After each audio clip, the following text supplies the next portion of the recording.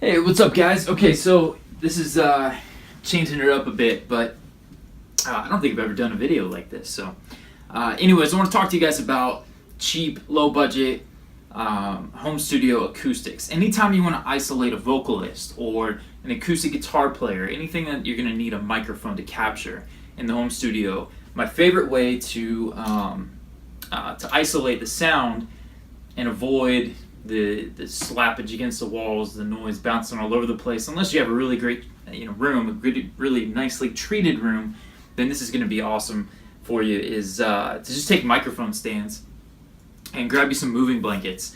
You can see behind me I have these two already set up. I'm just going to open this up and make a T with the stand, and we'll stand it up all the way, get the height that we need, and then make sure it's really tight. And then we're going to, like I said, make a T, and then just kind of move it over here. I'm going to slide this into what we've already got. And so I've got these mic stands working together now. Get it at the right height. Lock it in there. And then I've got this moving blanket. Again, these are really cheap. You can get them on Amazon. You can get higher quality, thicker ones on Amazon for a good price. I got these at Home Depot. These are some of the cheaper ones. A little bit lighter than I'd prefer, but by stacking them, double dipping on them, it can still work really well. And then I'm just going to take it and throw it over the top like that. And then depending upon how high you need it, then you can take it and bend them in, fold them inside. Forgive my room, it's really messy. You can set a guitarist right here. A couple things to note. It would be great if you could kind of encompass a nice little octagon kind of thing around the acoustic guitar or the vocalist, the cajon, whatever I've done in my room up here. But the microphone, if you're using cardioid, is going to pick up from the front. So what I want to have you do is I want to have you actually put the treatment where the mic is going to be facing. So if the microphone is cardioid, which means it's going to capture sound in the front, let me grab my real quick here. My low budget iPhone recording here. If I've got this mic right here and I'm going to record an acoustic guitar, I'm not going to put it here and play here, because this mic is going to pick up the reflections. It's going to hear stuff out here, right? The cardioid signal.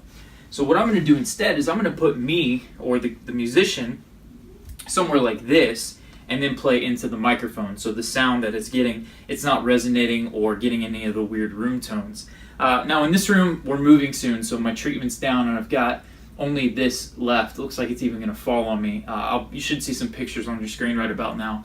And I'm going to show you pictures of how we did the treatment for Arthur. If I remember, we did one drape from the ceiling down and then this right here. So it would be similar to this, but there was a big heavy moving blanket going from the back of this, and I just quickly hit it into the wall. I think I may have even just nailed it and then patched it over whenever I pulled it down. But super quick, super easy, super cheap, and I almost wonder if I could do some audio examples. This is a room with nothing on the walls. We've got the couch, we've got some stuff over here, but pretty lively, and this will make a huge difference in your acoustic recordings, your vocal recordings.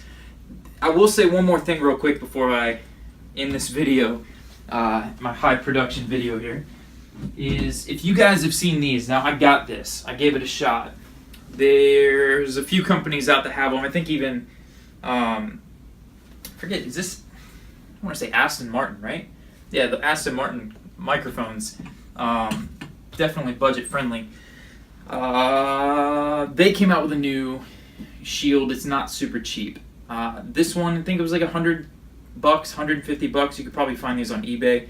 This is the CAD Audio Acoustic Shield. I've used this and had good results, but I've also had some cone filtering, kind of weird issues with it as well on certain vocalists. So it depends on the intensity of the vocal performance. Are they yelling or screaming?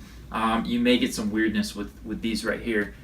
So my recommendation is to give it a shot, but as always, compress hard against your vocal recording.